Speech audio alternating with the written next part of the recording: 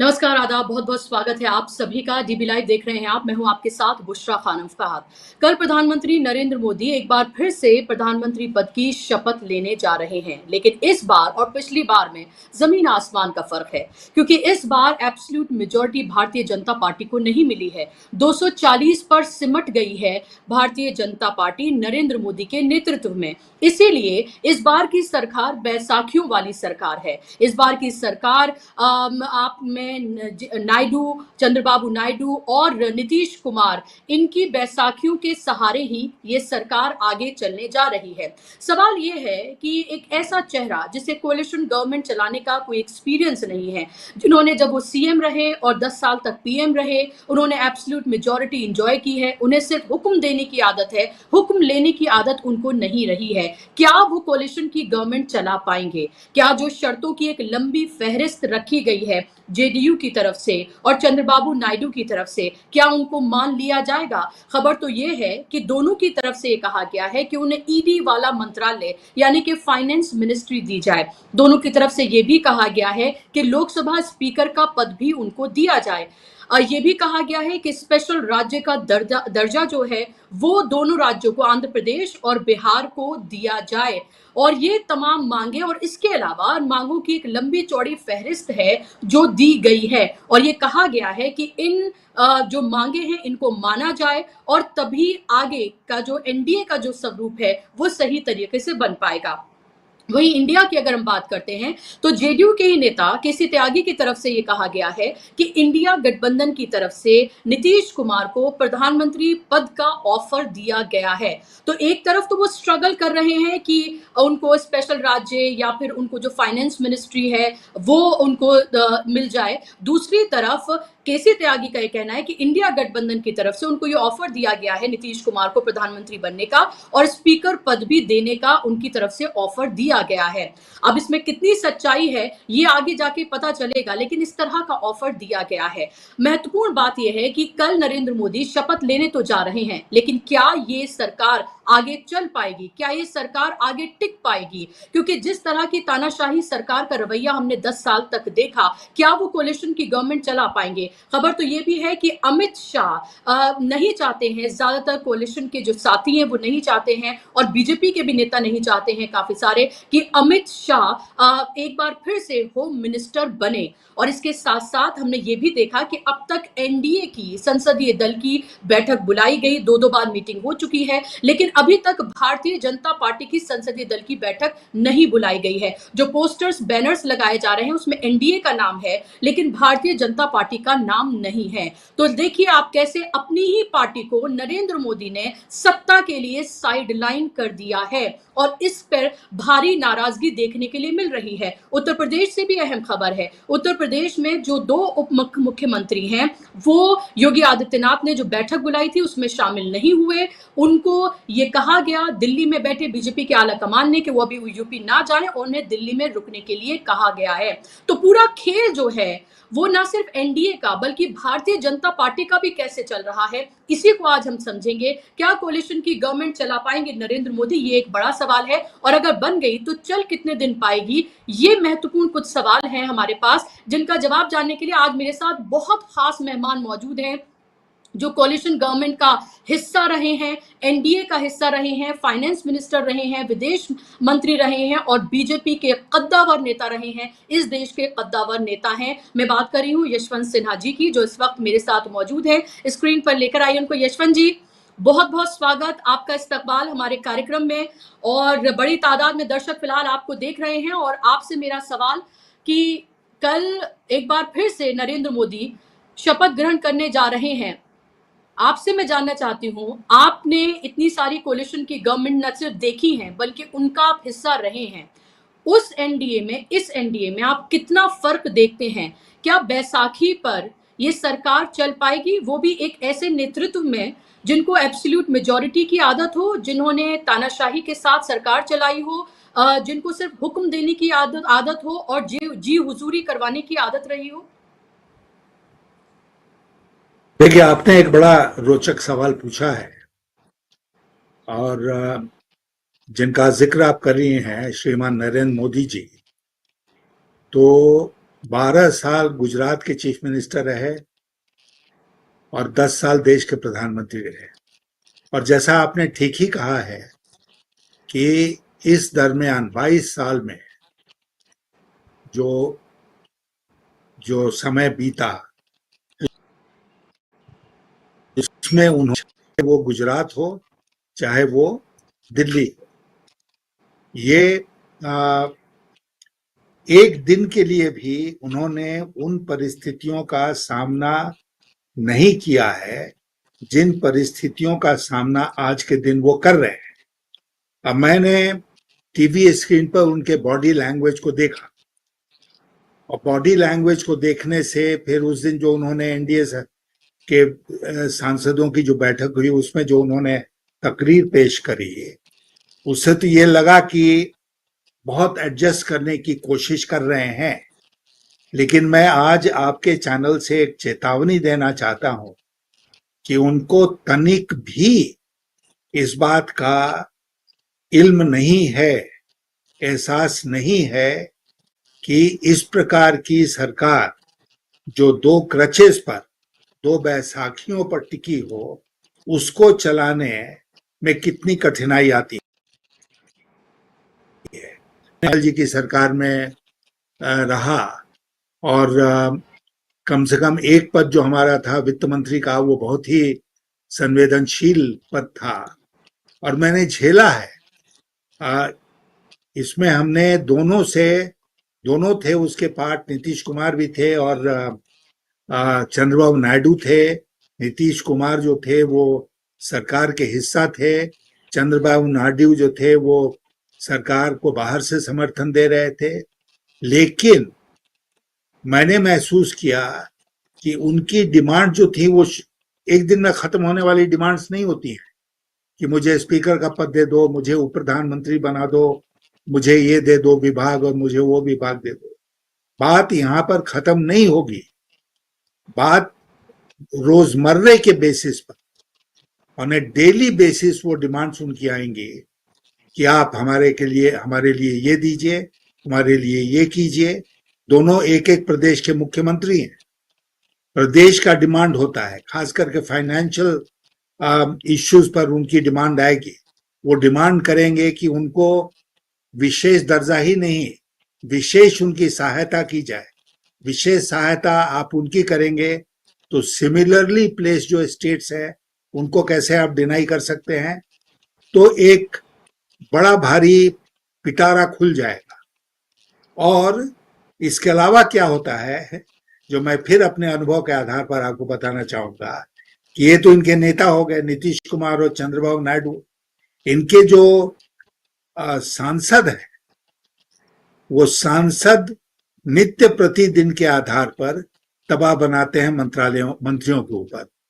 वो जाएंगे मंत्रियों के पास, कहेंगे मेरे लिए ये करो, मेरे लिए वो करो, और वो अगर गलत काम भी है और आप नहीं करते हैं तो वो जाकर शिकायत करेंगे अपने नेता से। तो ये बड़ा मुश्किल होता है चलाना अगर इसको बहुत स्किलफुली मैनेज नहीं किया जाए और प्रधानमंत्री स्वयं इसमें रुचि न, मंत्रियों की, पदाधिकारियों की का जीना मुश्किल हो जाएगा। और प्रधानमंत्री जी जिन्होंने एक छत्र शासन चलाया है, जैसा आपने कहा गुजरात में और दिल्ली में, उनके लिए अपने स्वभाव में फंडामेंटल परिवर्तन लाना मुश्किल होने जा रहा है। कि जहां वो सबको हाँकते थे, एक तरह से सबके बॉस बन के बैठे हुए थे, वो अगर उनको सबमिट करना पड़े दूसरे के सामने, उसके आदेश को स्वीकार करना पड़े, तो क्या ये मोदी जी कर पाएंगे? और अगर कर पाएंगे तो कितने दिन कर पाएंगे, किन किन इश्यूज पर कर पाएंगे? और खेला तो अभी शुरू हुआ है अरफा जी, ये आसानी से खत्म होने वाला नहीं है। जैसे मैंने कहा 5 साल क्या ये सरकार चलेगी? मुझे विश्वास नहीं है कि 5 साल चलेगी। सब कुछ अगर मोदी जी कंसीड भी कर देते हैं तब भी ये 5 साल चलने वाली सरकार नहीं है।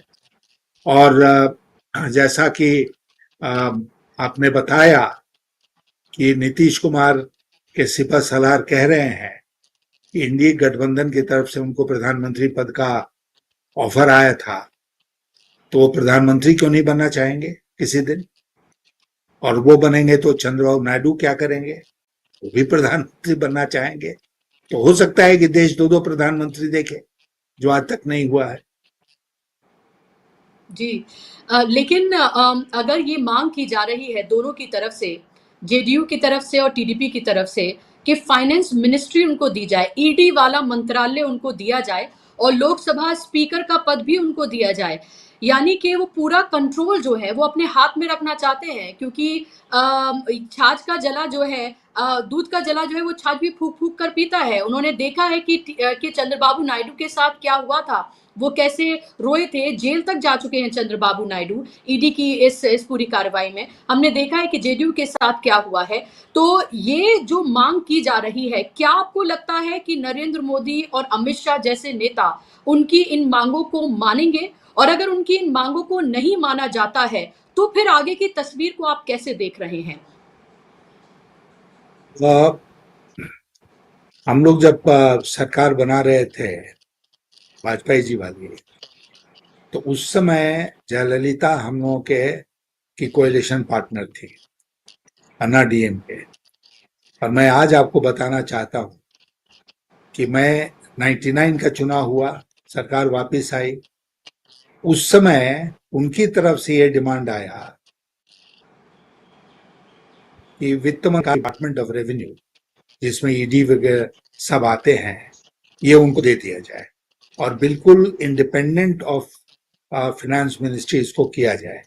ये प्रस्ताव जिम्मेदार लोगों के साथ के द्वारा मेरे सामने रखा गया और मैंने कहा कि आप उनको पूरा वित्त मंत्रालय ही दे दीजिए, लेकिन वित्त मंत्रालय को इस तरह खंडित मत कीजिए कि रेवेन्यू, जिसमें ईडी भी होगा, वो किसी और के पास, और बाकी इकोनॉमिक अफेयर्स और एक्सपेंडिचर किसी और के पास। बैंक ये चलने वाला नहीं है। और मैंने इसको रेजिस्ट किया, और रेजिस्ट किया तो फिर जयललिता जी को समझाया गया कि आप अपना minister of state in charge of revenue रख लीजिए, लेकिन वो overall control and supervision of the finance minister काम करेंगे। और उनके revenue, minister of state revenue, हमारे साथ दो दो लोगों ने काम किया, अच्छे लोग थे, कोई हमारे साथ दिक्कत उन्होंने नहीं पैदा की। लेकिन सिचुएशन था, और अगर इसी तरह का सिचुएशन पैदा अभी होता है और ये लोग समझते नहीं है, जो अलायंस पार्टनर्स हैं, तो फिर मोदी जी के लिए गंभीर संकट पैदा होने जा रहा है। और अगर आप उनको देंगे फाइनेंस मिनिस्ट्री, तो जो दूसरा है वो, या तीसरा जो है वो होम मिनिस्ट्री क्यों नहीं मांगेगा? बाकी लोग भी तो समर्थन कर रहे हैं, वो सब एकजुट हो जाएंगे, सब एकजुट होकर कहेंगे। तो home minister, finance minister, external affairs minister, ये सब जो कैबिनेट कमेटी ऑन सिक्योरिटी के सदस्य हैं, इन सबको वो अपने हाथ में ले लेंगे, और उसके बाद फिर प्रधानमंत्री के लिए कुछ बचेगा नहीं। वो एक काठ की मूरत बन के बैठ जाएंगे। तो ये अच्छा डेवलपमेंट नहीं है। It is not in national interest जो कुछ हो रहा है। और मैं मानता हूं कि प्रधानमंत्री बने रहने के लिए मोदी जी को, से देश की सरकार कमजोर होती है, क्योंकि उनको राज्यों के साथ मिलकर काम करना है, पॉलिटिकल पार्टीज के साथ मिलकर काम करना है, एक रिसर्जेंट ऑपोजिशन को लोकसभा में और राज्यसभा में फेस करना है। तो ये सब कुछ बहुत मुश्किल होने जा रहा है, और मैं नहीं समझता हूं कि मोदी जी अपने स्वभाव में कोई इस तरह का फंडामेंटल परिवर्तन करेंगे जिससे इन सबको झेल सके। जी। मेरा सवाल आपसे ये है यशवंत जी कि अभी हम जो स्थिति देख रहे हैं, मोदी की गारंटी थी, मोदी से शुरू होती थी और मोदी पर ही खत्म हो जाती थी। मोदी, मोदी और सिर्फ मोदी 10 साल हमने ये देखा है।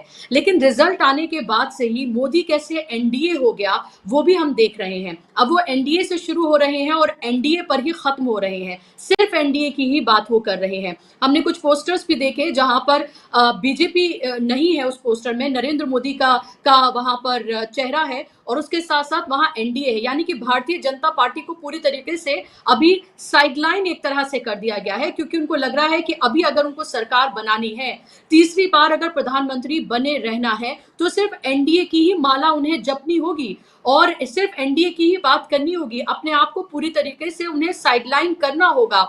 ये जो बदलाव आप देख रहे हैं, क्या आपको इससे नहीं लगता कि जो नेता, जिन्होंने भारतीय जनता पार्टी के जो 240 सांसद चुनकर आए हैं, जिन्होंने मेहनत की, पहले टिकट नहीं दिए गए, जो पैराशूट करके जो नेता आए उनको टिकट दिए गए और उससे पहले ठगा हुआ महसूस किया भारतीय जनता पार्टी के नेताओं ने, और अब जो जो बड़ी मिनिस्ट्रीज हैं वो लग रहा है कि जो घटक दल हैं उनके खाते में जाती हुई नजर आ रही हैं, और यहाँ पर आप बीजेपी के अपने सांसदों का नाम तक भी उस तरह से नहीं ले रहे हैं, सिर्फ एनडीए की बात कर रहे हैं। क्या आपको नहीं लगता, और जो उत्तर प्रदेश में हो रहा है, इससे भारतीय जनता पार्टी में भी फूट पड़ सकती है?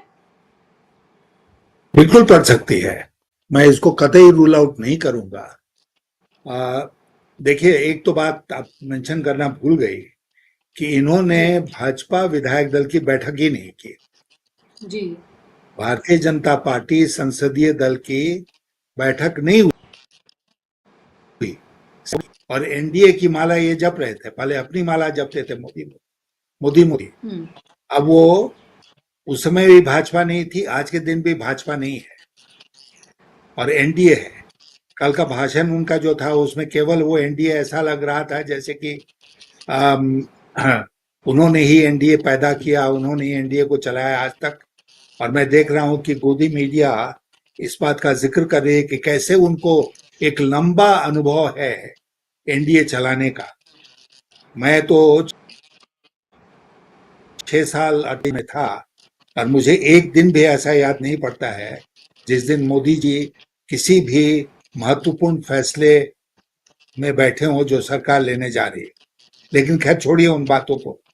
मैं ये कह रहा हूं कि अब वो एनडीए एनडीए जितना भी कर लें, जितना वो एनडीए एनडीए जपेंगे, एनडीए के पार्टनर्स उतने ही चढ़ेंगे, उतने ही आक्रामक होंगे, उतने ही डिमांड्स उनकी बढ़ेंगी और वो डिमांड कंसीड नहीं करेंगे तो फिर आप समझ लीजिए। अभी अगर हम लोग बात करें नीतीश कुमार की, तो नीतीश कुमार एक तरफ तो इनके इनकी सरकार में अपने मंत्रियों वगैरह को पेश करेंगे, वो इस सरकार के हिस्सा होंगे और खुद वो कंटिन्यू करेंगे। लेकिन कितने दिनों तक वो रेजिस्ट कर पाएंगे अगर उनको ऑफर है कि तुम और प्रधानमंत्री बन जाओ। मैं नहीं जानता हूं कि किसने ये ऑफर दिया, लेकिन अगर ऐसा ऑफर उनके पास है तो वो देश के प्रधानमंत्री बन जाएंगे, चाहे जितने भी दिन के लिए बने। तो इसलिए जैसा मैंने आपसे कहा कि खेल तो अभी शुरू हुआ है।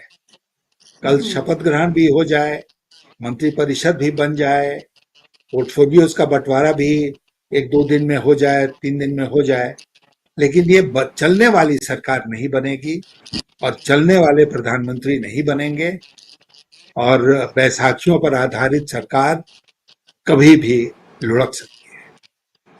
जी, और ऐसे वक्त में जब विपक्ष जो है वो मजबूत है, उसके पास 234 जो है उसका आंकड़ा है, उसके पास विपक्ष मजबूत है और आक्रामक भी है, क्योंकि 10 साल के बाद उसे मौका मिला है कि वो उस मजबूती के साथ पार्लियामेंट में शामिल हो, लोकसभा में शामिल हो और वो अपने उन तमाम मुद्दों को उठाए। तो वो तो कोई भी स्टोन अनटर्न नहीं छोड़ेंगे, उनकी भी तमाम कोशिशें होंगी, उन्होंने भी सत्ता हासिल करने के लिए ही चुनाव लड़ा है। और उनकी भी तमाम कोशिशें होंगी कि वो किसी भी तरीके से सरकार बनाए। लेकिन मेरा सवाल आपसे ये है, इंडिया गठबंधन की स्थिति की हम बात करेंगे, लेकिन उससे पहले मेरा सवाल आपसे ये है यशवंत जी, कि फ्लोर टेस्ट क्या आपको लगता है कि कल शपथ ग्रहण समारोह हो जाए? पहली बात तो वहां पर कौन कौन होंगे, क्या किनको शामिल किया जा रहा है मंत्रिमंडल में, किनको क्या पोर्टफोलियोज दिए जाते हैं, वो सारी चीजें आगे की बहुत सारी कहानी को तय करने जा रही हैं। लेकिन फिर राष्ट्रपति फ्लोर टेस्ट के लिए कितना वक्त देती हैं, मेजॉरिटी साबित करने के लिए कितना वक्त देती हैं, क्या आपको लगता है उस सब के बीच भी बड़ा खेल हो सकता है? बिल्कुल हो सकता है। देखिए, कल देखना पड़ेगा कि मंत्रिपरिषद के कितने सदस्य शपथ ग्रहण कर रहे हैं। उसके बाद या 2-3 दिनों के भीतर इनको पोर्टफोलियोज वितरण करना पड़ेगा। तभी जैसा आपने शुरू में कहा कि लोग दोनों पार्टीज डिमांड कर रही हैं, टीडीपी और नीतीश की पार्टी जेडीयू के, हमको ईडी वाला विभाग चाहिए। तो ये क्या करते हैं उसको लेकर। तो 2-3 दिनों में जब विभागों का, मंत्रालयों का बंटवारा होता है, तब मर्मरिंग शुरू होगी। बीजेपी के अंदर भी मर्मरिंग शुरू होगी, क्योंकि एक आदमी को प्रधानमंत्री बनाए रखने के लिए लोग हैं, वो क्यों सब कुछ गिव अप कर देंगे? आफ्टर ऑल वो लार्जेस्ट पार्टी है ना, तो वो सब कुछ दे दें, विदेश मंत्रालय भी दे दें, वित्त मंत्रालय भी दे, होम मिनिस्ट्री भी दे दें, फाइनेंस में दूसरे जो हैं उसको भी दे दें, तो आखिर उनके पास क्या बचेगा? तो वो सबऑर्डिनेट मंत्रालय जो हैं वो क्यों लेंगे?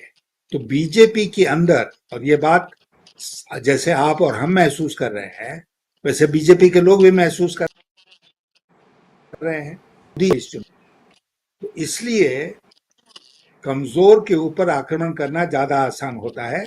तो बीजेपी के अंदर से आवाजें उठना शुरू हो जाएंगी, जो कोएलिशन पार्टनर्स हैं उनके अंदर से आवाजें उठना शुरू हो जाएंगी, और वो मैनेज करना, कॉन्ट्रडिक्शन जो है वो मोदी जी के लिए बहुत मुश्किल होने जा रहा है। अब वो एक दूसरा फैक्टर जो आपको और हमको कंसिडर करना चाहिए, वो ये है कि अभी तुरंत चुनाव आने वाले हैं। महाराष्ट्र का चुनाव आएगा, बल्कि सरकार चुनाव के पहले ही गिर जाए। फिर हरियाणा का चुनाव है, झारखंड का चुनाव है। मैं आपसे ये कहना चाहता हूं कि जैसा कि अभी लोकसभा में प्रदर्शन हुआ है, अगर विधानसभा चुनाव में दूसरी पार्टियां, बीजेपी हारती है, दूसरी पार्टियां जीतती हैं, तो क्या मोदी जी स्ट्रांग होकर इमर्ज करेंगे? मोदी जी और कमजोर होंगे। तो और ये बहुत दिन नहीं है, अगले 6 महीने में ये सब खेल होगा। तो इसलिए आने वाले दिनों में मोदी जी कमजोर ही कमजोर होते चले जाएंगे, मजबूत नहीं होंगे, और उनकी समस्याएं भाजपा के अंदर से भी पैदा होंगी और एनडीए के अंदर से भी पैदा होंगी। जी, और हम ये देख रहे हैं कि मोदी से ना सिर्फ एनडीए तक का सफर बहुत जल्दी तय किया गया है, विश्व गुरु से विश्व बंधु तक का सफर भी बहुत जल्दी तय किया गया है। अब तक विश्व गुरु थे, अब विश्व बंधु हो गए हैं, और विश्व बंधु वो अपने आप को बता रहे हैं। वो तस्वीर भी हमने देखी कि जिस संविधान और लोकतंत्र को बचाने की लड़ाई विपक्ष ने कहा कि वो लड़ रहे हैं, जिस संविधान के आगे वो सर झुकाते थे नरेंद्र मोदी, सिंगोल लेकर भी वो पार्लियामेंट में गए थे, वो भी हमने देखा। लेकिन उसी को हाथ में उठाकर बाकायदा तौर पर सर उसके ऊपर एक तरह से कहें जैसे सजदा करते हुए वो उसको नजर आए, वो तस्वीर भी हमने देखी। मजबूरी बहुत कुछ कराती है, और पावर एक ऐसी चीज है खासतौर पे कुछ नेताओं के लिए कि वो किसी भी हद तक जा सकते हैं पावर अपने हाथ में रखने के लिए। और अभी बीजेपी के जो जो पुराने जो नेता हैं, उनकी भी बहुत सारी बातें जो हैं वो सामने निकल कर आ रही हैं। एक दो मैं आपके सामने कोट करना चाहूंगी, फिर मैं आपसे पूछूंगी कि आप इसको कैसे देख रहे हैं। आपको पता है कि बहुत सारे जो नेता हैं उनको कैसे साइडलाइन किया गया है। उनमें से आप ही के पुराने एक साथी वेंकैया नायडू, उन्होंने लिखा है कि जनता जो भी बदलाव करना चाहती थी उसने बड़ी शांति से कर दिया है। मुझे उम्मीद है कि जनता ने जो भी संदेश दिया है उसे लोग समझेंगे। और वहीं नितिन गडकरी कह रहे हैं, जो अच्छा काम करते हैं उसे कभी सम्मान नहीं मिलता है, और जो बुरा काम करता है उसे कभी सजा नहीं मिलती है। ये दो नेताओं ने तो यहाँ पर सामने आकर कह दिया। खबर ये भी है कि जिस तरह के रिजल्ट आए हैं और जिन बीजेपी के वरिष्ठ नेताओं को साइडलाइन किया, उनमें खुशी की लहर भी पाई गई। अब मैं ये पुष्ट नहीं कर सकती, कहा कि मिठाई तक बटी है। इस स्थिति को भारतीय जनता पार्टी की आप कैसे देख रहे हैं? जहां हमने देखा बड़े से बड़े नेता राजनाथ सिंह से लेकर तमाम नेता उनकी कोई अहमियत नहीं रह गई, सिर्फ दो लोगों की अहमियत पार्टी में, नरेंद्र मोदी और अमित शाह। और अब जब ये दोनों नेता नरेंद्र मोदी और अमित शाह मजबूर और बहुत कमजोर अभी नजर आ रहे हैं, उनको बैसाखियों की जरूरत है, तो आपको नहीं लग रहा ये तमाम नेता जिनके साथ 10 सालों में जो कुछ हुआ वो खुलकर मुखर होकर देर सवेर सामने आएंगे? बिल्कुल आएंगे। जैसा भी आपने कहा कि जो अलायंस पार्टनर्स हैं वो ऑलरेडी अपने बहुत डिफिकल्ट डिमांड्स इनके सामने रखकर इनके लिए मुश्किल पैदा कर रहे हैं। तो भारतीय जनता पार्टी के लोग क्यों पीछे रहेंगे? भारतीय जनता पार्टी के लोग भी अपने को असर्ट करेंगे। और अभी आपने जो दो बयान पढ़े हैं, अब श्रीमान नायडू जी तो एक्टिव पॉलिटिक्स में नहीं है, लेकिन एल्डर स्टेट्समैन है इस मुल्क के, और जाहिर है कि वो मोदी जी को नसीहत दे रहे हैं। उसी प्रकार गडकरी जी जो हैं वो अगर इस तरह का उन्होंने बयान दिया जैसा दिया है तो क्लियर है कि वो भी नसीहत दे रहे हैं। और इन दोनों के अंदर और भाजपा के कई लोगों के अंदर एक बहुत निराशा का भाव रहा है पिछले वर्षों में, क्योंकि पार्टी के अंदर जो आंतरिक लोकतंत्र था वो पूरी तरह से समाप्त हो चुका था। किसी की बात सुनी नहीं जाती था। मोदी जी बोलते थे, अमित शाह बोलते थे, बाकी लोग सुनते थे। तो अब तो उनके हाथ में मौका आ रहा है, तो इस मौके को क्यों छोड़ेंगे? तो इस तरह अलायंस पार्टनर्स और साथ साथ भारतीय जनता पार्टी के अंदर जो लोग वो भी अपने आप को असर्ट करेंगे। This is a given.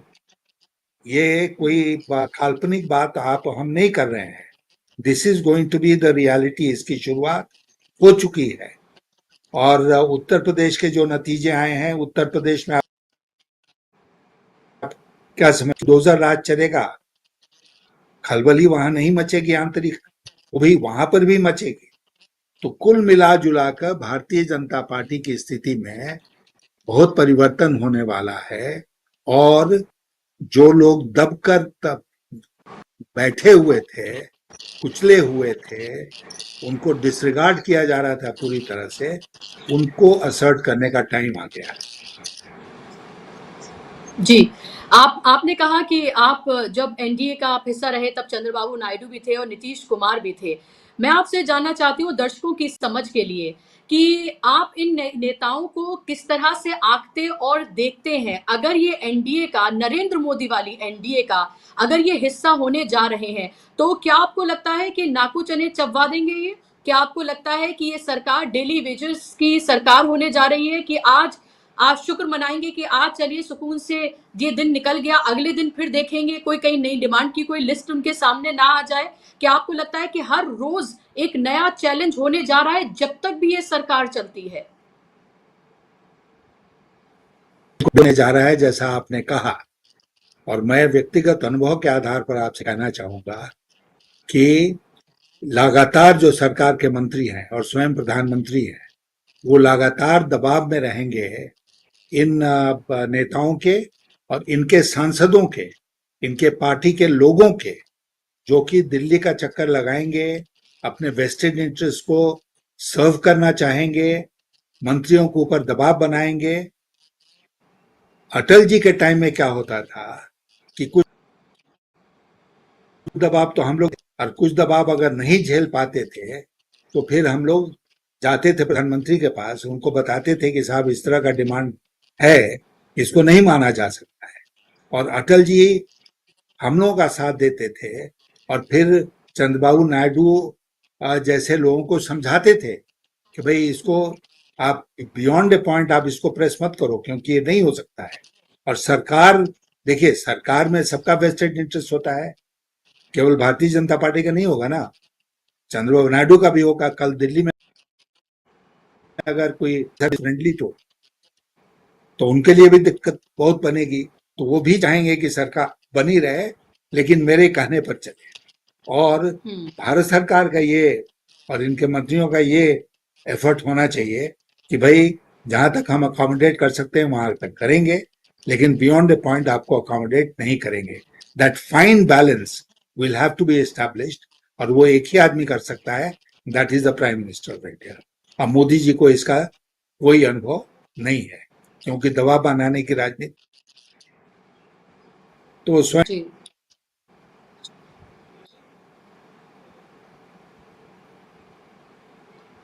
बिल्कुल।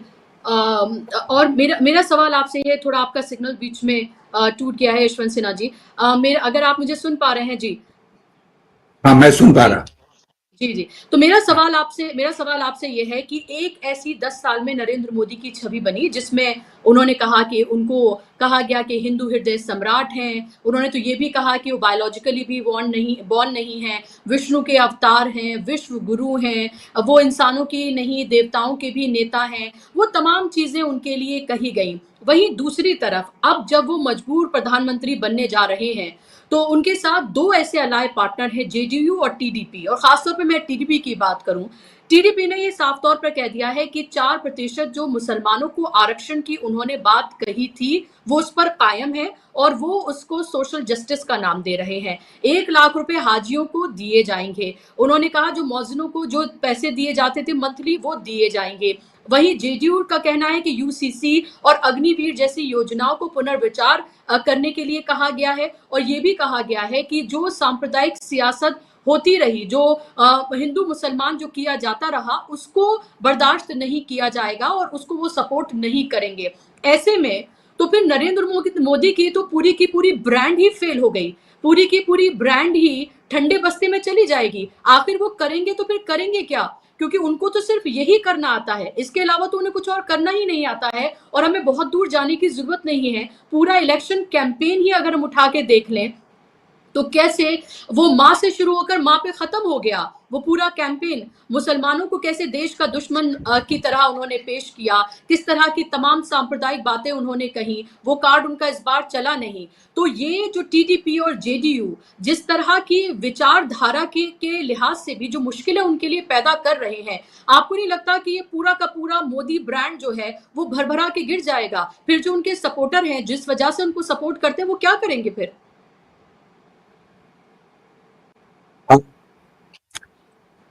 आप क्या समझते हैं कि भारतीय जनता पार्टी का अयोध्या भी स्थित है, वहां से चुनाव हार जाना क्या संकेत देता है? श्रावस्ती से चुनाव हार जाना क्या संकेत देता है?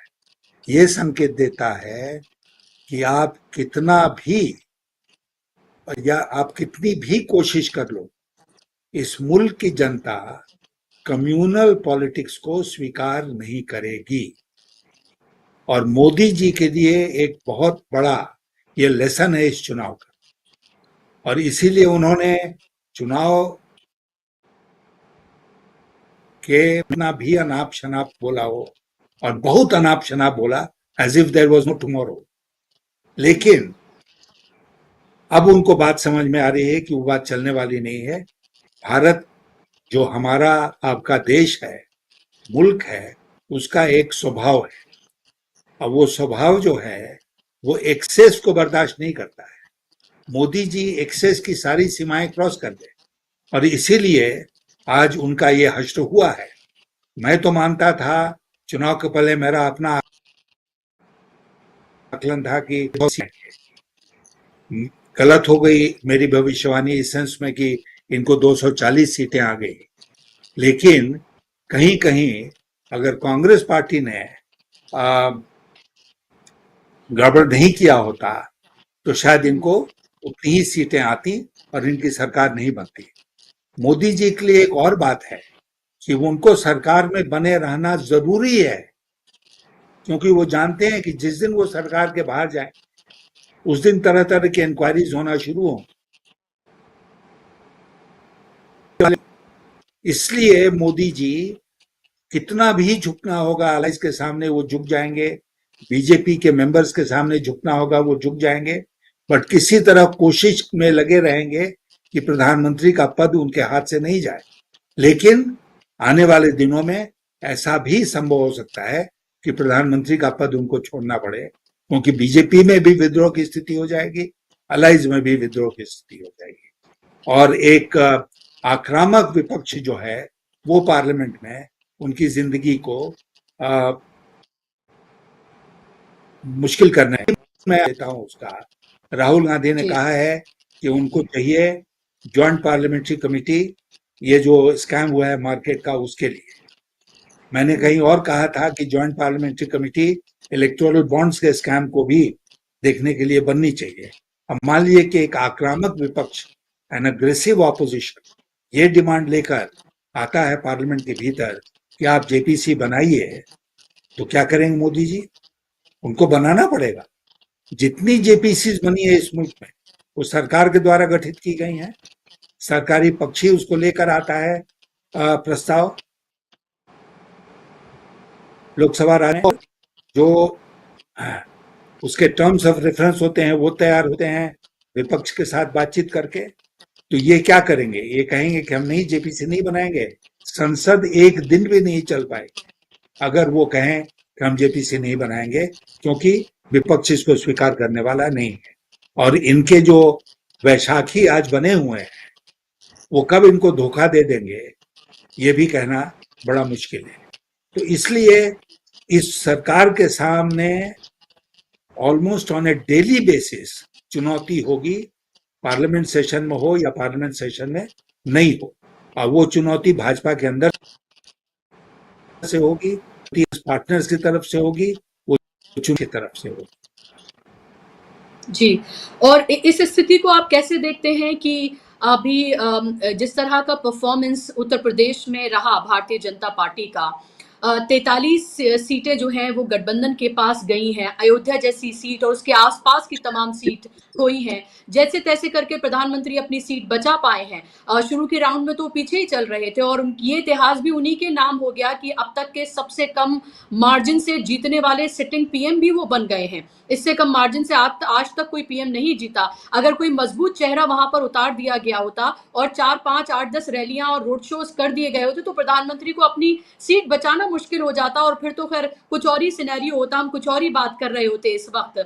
लेकिन योगी आदित्यनाथ को क्या आपको लग रहा है कि एक तरह से उनकी उनकी कुर्बानी लेने पर उतारू हैं? क्योंकि जो दोनों उप मुख्यमंत्री हैं वो मीटिंग में शामिल नहीं हुए जो योगी आदित्यनाथ ने बुलाई, और उनको खबर ये है कि उनसे ये कहा गया कि अभी आप दिल्ली ठहरिए। वो कल दिल्ली आए थे और कहा कि दिल्ली ठहरिए।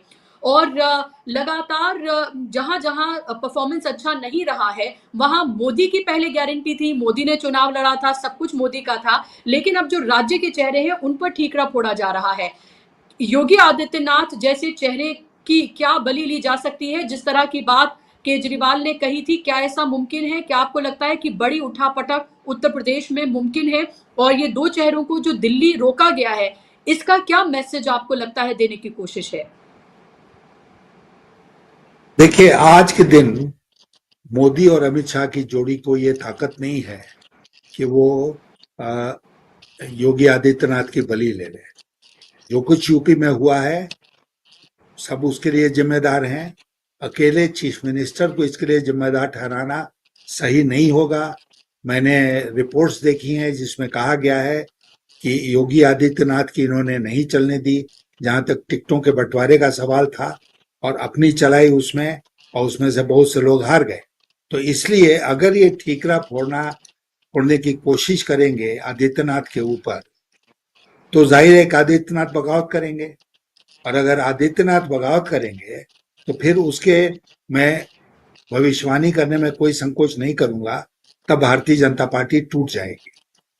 इसलिए ये आदित्यनाथ को छेड़ेंगे।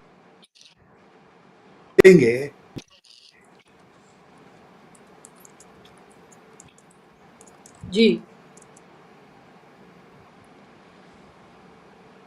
तो जाहिर सी बात है कि ऐसी ऐसी हिमाकत वो नहीं करेंगे। और बहुत बड़ी बात आप कह रहे हैं कि अगर ऐसा किया तो फिर पार्टी जो है वो टूट सकती है। ये आपने बड़ी बात कही है। मैं यहाँ पर इंडिया गठबंधन की भी आपसे बात करूंगी, क्योंकि मैंने आपका वो ट्वीट देखा था जहां आपने ट्वीट किया था कि चंद्रबाबू नायडू और नीतीश कुमार दोनों को देर नहीं लगानी चाहिए इंडिया गठबंधन का हिस्सा बनने में, और इतिहास उनको ऐसा करने के लिए याद करेगा। और आपसे मेरा सवाल ये है कि इंडिया गठबंधन की स्थिति को फिलहाल आप कैसे देखते हैं? 234 नंबर उनके पास है, एक दो और जो इंडिपेंडेंट जो सांसद जीत कर आए वो उनके साथ शामिल हो गए हैं। मैं मान लूं कि 236 उनका फिलहाल उनका आंकड़ा है। उनको अभी फिलहाल 38 या फिर हम 2 नंबर इसमें से अगर कम कर लें तो उनको 35 36 हम मान लेते हैं, 36 और सांसदों की उनको ज़रूरत है फिलहाल।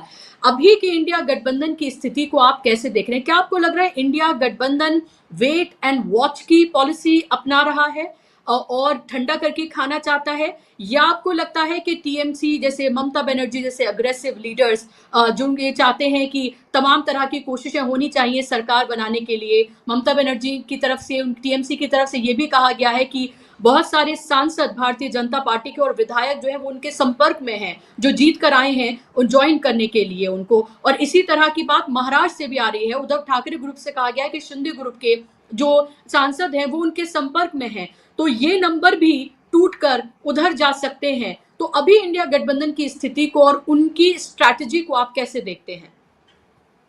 मुझे लगता है कि इंडिया गठबंधन ने अभी जो फैसला किया, जिसमें उन्होंने कहा कि they will take appropriate steps at appropriate time, वो सही फैसला है। उनको कोई इसमें जल्दी नहीं दिखानी चाहिए, जिसमें कि स्वयं लोग चलकर इंडिया गठबंधन की तरफ आएंगे, बीजेपी और एनडीए को छोड़कर। और ये दिस इज ए गिवन, ये होना ही है। इसलिए उनको थोड़ा पेशेंस रखना चाहिए। ममता जी को भी मैं यही सलाह दूंगा कि तुरंत सरकार बनाने के चक्कर में पड़ने के बजाय थोड़ा वेट कर लें। लोग टूटेंगे और टूटकर इंडिया गठबंधन के पास आएंगे और इंडिया गठबंधन को निश्चित रूप से कुछ महीने के भीतर ही सरकार बनाने का मौका मिल सकता है। संख्या का जो अंतर है वो बहुत कम है और उसमें आधे उधर से चलकर इधर आ जाए तो खेल उसमें हो जाएगा। तो इसलिए उसका इंतजार करना चाहिए। इसमें उनको तत्काल जल्दबाजी नहीं दिखानी चाहिए, क्योंकि जैसा मैंने कहा, this is bound to happen, this is going to happen. बड़ी बात आप कह रहे हैं कि ये होना ही है, this is bound to happen और दिस विल हैपन, क्योंकि जिस तरह की नरेंद्र मोदी की प्रवृत्ति है, जिस तरह की उनकी सरकार कोalition के चलाने का कोई एक्सपीरियंस नहीं है। और ये भी अगर हम साइडलाइन कर दें तो जो डिमांड्स जिस तरह की रखी जा रही हैं वो हर दिन सरकार चलाना चैलेंज होगा, और कब तक वो इस चैलेंज को कबूल करते रहेंगे ये एक बड़ा सवाल है, क्योंकि इंडिया के पास भी एक बड़ा नंबर है। क्या आपको लगता है कि ये भी एक स्ट्रेटेजी हो सकती है कि पहले पार्लियामेंट के अंदर नाको चने चबवाएं नरेंद्र मोदी को और उसके बाद फिर उनकी सरकार गिराई जाए? क्योंकि कांग्रेस में भी बड़े स्ट्रेटेजिस्ट हैं, उन्होंने भी उनकी सरकार चलाने का एक लंबा एक्सपीरियंस है। यूपीए 1 यूपीए 2 कोalition चलाने का एक्सपीरियंस तो कांग्रेस से बेहतर किसी और के पास नहीं है। उन्होंने तमाम दलों को साथ कर उन्होंने सरकारें चलाई हैं। और कांग्रेस का ये भी कहना कि हम किसी भी हद तक जा सकते हैं लोकतंत्र और संविधान को बचाने के लिए, बीजेपी को अभी पता नहीं है, तो किसी भी हद तक जा सकते हैं, यानी कि पद का कोई लालच नहीं है। वो प्रधानमंत्री पद भी दे सकते हैं, लोकसभा स्पीकर का भी पद दे सकते हैं, और हो सकता है और भी आगे कोई कुर्बानी वो दे दें। बिल्कुल आपने सही कहा, और कांग्रेस पार्टी को कि यही स्ट्रैटेजी होनी भी चाहिए। उनको इंतजार करना चाहिए कि इनके इंटरनल कॉन्ट्रडिक्शन जो हैं वो सामने आए, और इसी बीच में मुझे लगता है लगातार दबाव बनाए रखना चाहिए सरकार के ऊपर, क्योंकि उनके पास आज के दिन संख्या है। और मैं तो यहाँ तक कहूंगा कि राहुल गांधी को जो लीडर ऑफ अपोजिशन का पद है उसको स्वीकार करना चाहिए और बिल्कुल आक्रामक भूमिका निभानी चाहिए लोकसभा के भीतर। इसका बहुत असर पड़ेगा आने वाले विधानसभा चुनाव के अंदर के ऊपर भी। तो इसलिए पार्लियामेंट का सेशन जो है वो पहला मौका कौन सा आएगा, जब राष्ट्रपति उनको अपना मेजॉरिटी नहीं, अगर उन्होंने किया तो हो सकता है कि वो कहें कि नहीं मेजॉरिटी साफ दिख रहा है, इसलिए कोई ऐसा करने की जरूरत नहीं है कि सरकार को कहो कि अपनी मेजॉरिटी प्रूव करो।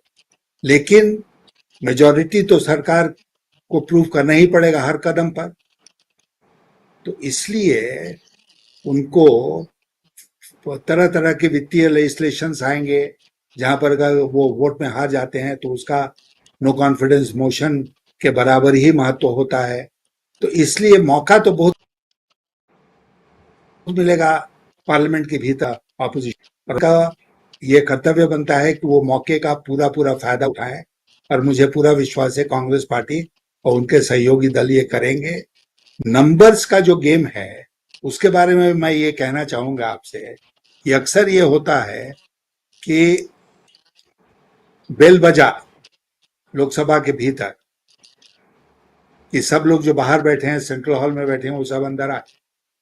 लोग आ नहीं पाते हैं, मेंबर्स एब्सेंट हो जाते हैं, और अचानक एक मौका आता है जबकि सरकार के, और अगर वो वोटिंग फाइनेंशियल बिजनेस के ऊपर हुआ तो फिर सरकार को तो इस्तीफा देना पड़ेगा।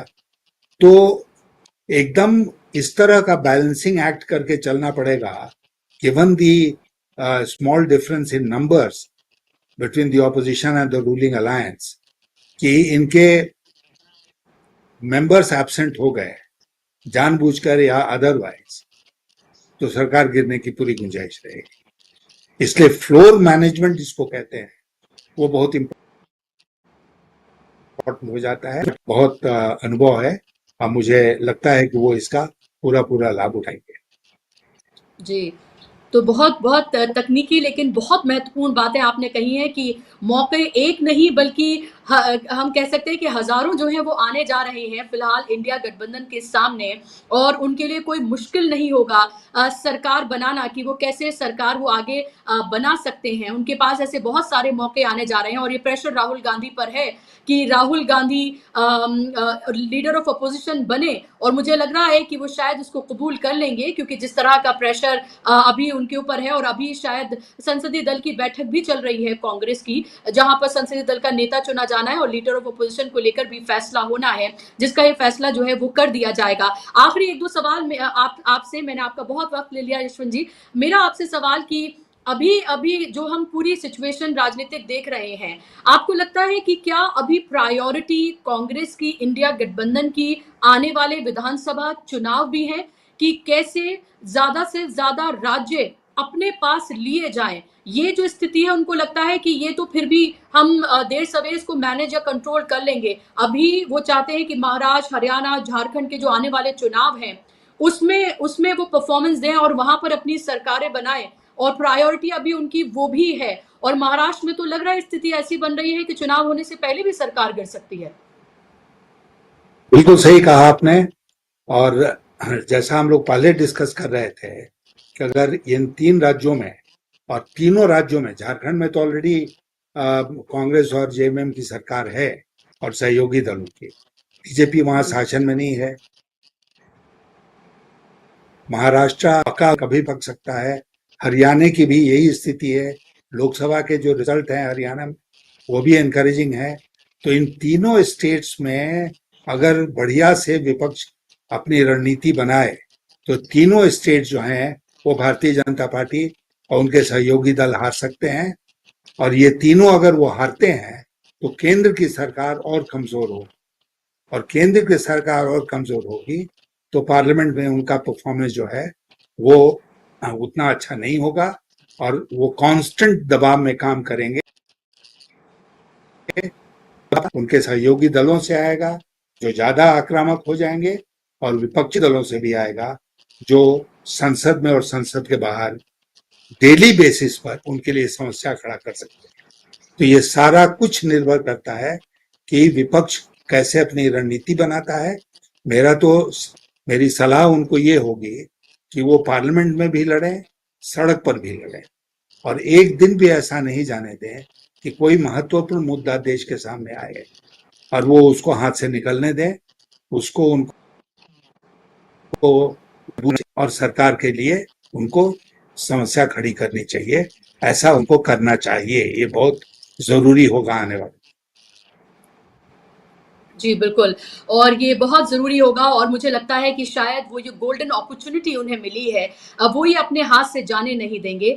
एक तरफ हमने देखा कि जहाँ एनडीए संसदीय दल की जब बैठक हुई और वहां तमाम बीजेपी के नेताओं की, क्योंकि बॉडी लैंग्वेज बहुत महत्वपूर्ण होती है पढ़ना, और जो पूरी बॉडी लैंग्वेज हमने देखी, ऐसा लग मायूस इस तरह से चेहरे लटकाए बैठे हुए थे, लग रहा था कि यहाँ पर हार की कोई समीक्षा हो रही है, एनडीए संसदीय दल की बैठक नहीं हो रही है, यहाँ पर जीत का कोई जश्न नहीं मन रहा। वहीं आप ये देखिए कि जब इंडिया की बैठक होती है तो वहां खिलखिलाते, मुस्कुराते, मुबारकबाद देते हुए वो चेहरे भी हमने देखे। तो ये फर्क जो है, ये दोनों तरफ ये नजर आ रहा है। और यशवंत जी, लोगों का सवाल ये है कि आखिर हार कर भी इतने खुश क्यों है इंडिया वाले? वो सचमुच में जीते हैं। मोदी जी जो भी कह लें, fact of the matter is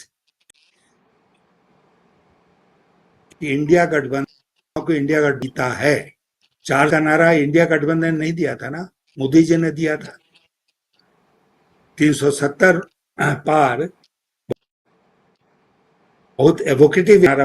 धारा 370 बराबर लोगों के जहन में बनी रहे, ये कुछ काम नहीं किया। राम मंदिर काम नहीं किया, कम्युनलिज्म काम नहीं किया, तो नेचुरली डिमोरलाइज होंगे मोदी जी और भाजपा के लोग, और इंडिया गठबंधन के लोग जो हैं वो इस समय ज्यादा उत्साह में होंगे।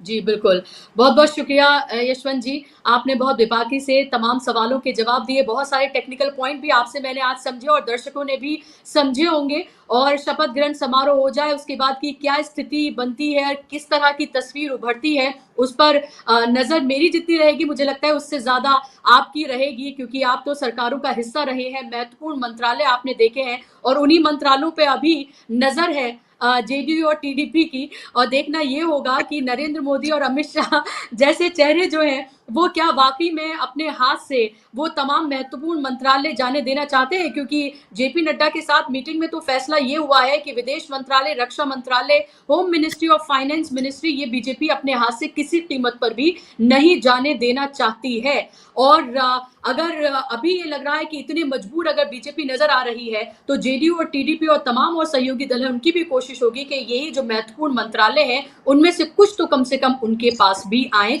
देखना ये होगा कि तस्वीर कैसी उभरती है, और फिर जब तस्वीर जैसी उभरेगी, फिर से मैं आपको एक बार से परेशान करूंगी आपके साथ फिर से बात करने के लिए। फिलहाल आपने अपना कीमती वक्त दिया सर, बहुत बहुत शुक्रिया। Thank you so much. और शुक्रिया आप तमाम दर्शकों का भी कार्यक्रम का हिस्सा बनने के लिए। और कल शपथ ग्रहण समारोह है, देखना ये होगा कि कल किस तरह की तस्वीर उभरती है, किनको मोदी जी अपने पास बिठाते हैं, कौन से मंत्रालय देते हैं, किनको महत्वपूर्ण पद देते हैं, किनको इंपॉर्टेंस कल मिलती है और किनको नहीं मिलती है। उसके बाद ही आगे की पूरी कहानी तय होगी। और जिस तरह से यशवंत जी ने अभी कहा, और मैं लगातार कहती रही हूं कि गेम इज स्टिल ऑन, खेल तो अभी होना बाकी है, ये तो अभी शुरुआत है।